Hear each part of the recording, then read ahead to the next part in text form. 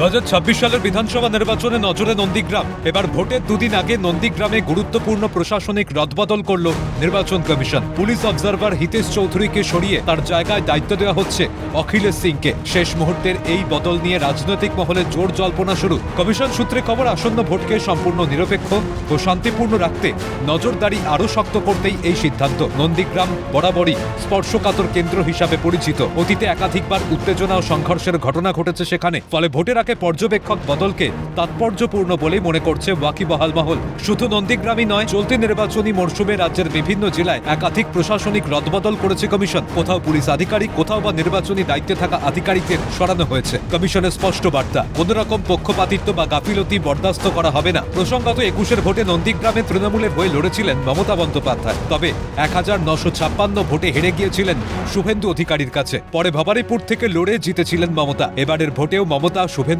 দ্বৈরথ দেখার অপেক্ষায় রাজ্যবাসী। তবে এবার নন্দীগ্রাম নয়, লড়াই হবে ভবানীপুরে। ওই কেন্দ্রে বিজেপি প্রার্থী শুভেন্দু, তৃণমূলের টিকিটে লড়ছেন মুখ্যমন্ত্রী মমতা। প্রশ্ন উঠছে, কেন ভোটের ঠিক দুদিন আগে পুলিশ পর্যবেক্ষককে সরালো কমিশন? ভোটের সময় ওই কেন্দ্রের আইন শৃঙ্খলা আরও আঁটোসাঁটো করতে নজরদারি বাড়াতেই এই সিদ্ধান্ত।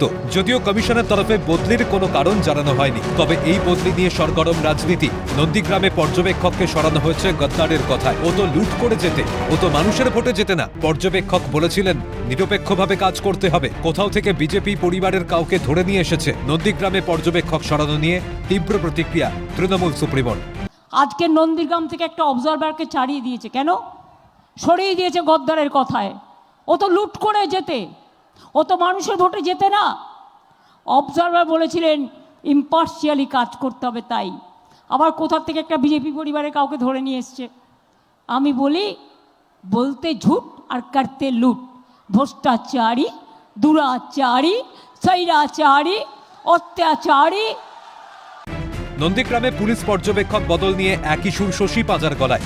ট্রান্সফার এই সবটার মধ্যে দিয়ে এবং তারপরে এত সিআরপিএফ নামানো, এই যে 2400 প্ল্যাটুন পৌঁছে গেছে পশ্চিম বাংলা, এত প্ল্যাটুন মণিপুরও পৌঁছয়, এত প্ল্যাটুন মণিপুরও পৌঁছয়নি যেটা পৌঁছেছে বাংলা নির্বাচনের জন্য কেন্দ্রীয় সরকার যেটা পাঠিয়েছে।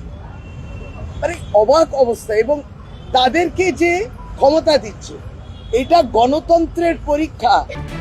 পশ্চিমবঙ্গের ভোটের ক্ষেত্রে কমিশনের এই সক্রিয়তা নিয়ে ইতিমধ্যেই প্রশ্ন তুলেছে শাসক দল তৃণমূল। তবে এই পদক্ষেপে ভোটারদের আস্থা বাড়বে বলেই মনে করছেন রাজনৈতিক বিশ্লেষকদের একাংশ। সব মিলিয়ে নন্দীগ্রামের এই রদবদল ভোটের আগে যে নতুন করে রাজনৈতিক চর্চায় ধুয়ো দিল তা বলাই বাহুল্য। অভিরূপা হাজরার রিপোর্ট, ক্যালকাটা নিউজ।